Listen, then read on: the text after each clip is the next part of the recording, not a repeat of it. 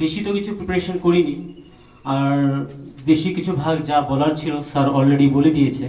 তো বেশি কিছু না বলে আমি বলবো, আমি ওনার ডক্টর ভীমরাও আম্বেদকরজির জীবনী দেখেছি, জীবনী পড়েছি।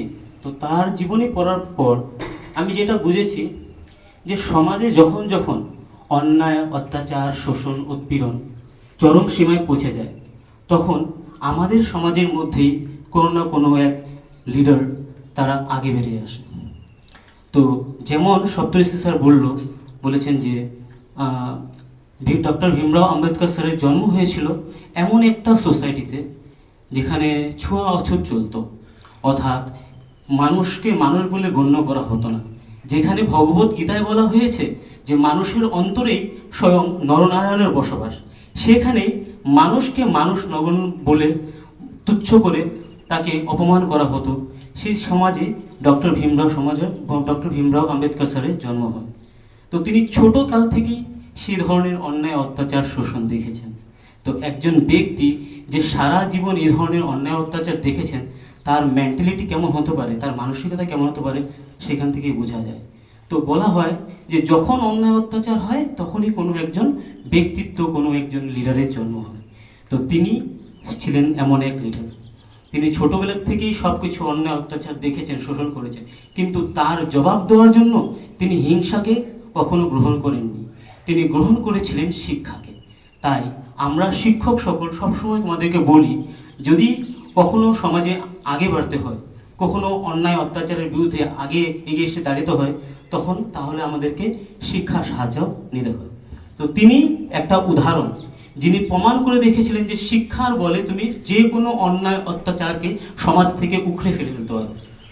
তাই তিনি আমাদের দেশের সংবিধান প্রণেতা হিসেবে গ্রহণ, তাকে ফাদার অফ ইন্ডিয়ান কনস্টিটিউশন বলা হয়, অর্থাৎ ভারতীয় সংবিধানের জনক বলা হয়।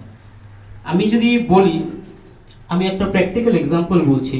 আজকে অনেক লোক, বহুত লোক হয়তো তার বিষয়ে জানে ঠিকই, কিন্তু সেইভাবে সেই শ্রদ্ধা ভাব দেখায় না।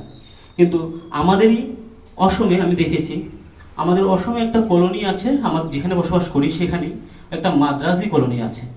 সেখানে তাকে যেমন ভগবান হনুমানকে পূজা করা হয়, যেমন গণেশ ঠাকুরকে পূজা করা হয়, ঠিক তেমনই তারা তাকে পূজা করে।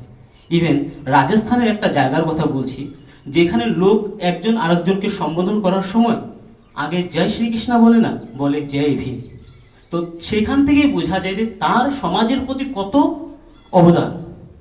তার অবদানের জন্য ইভেন আজকে আমাদের বেশিরভাগই ছাত্রছাত্রী, আমরা জানি আমরা সবাই এসটি, ওবিসি, এসসি। আজকে যদি আমাদের এই অধিকারটা কেউ সুরক্ষিত করেছেন, তিনি হলেন ডক্টর ভীমরাও আম্বেদকর।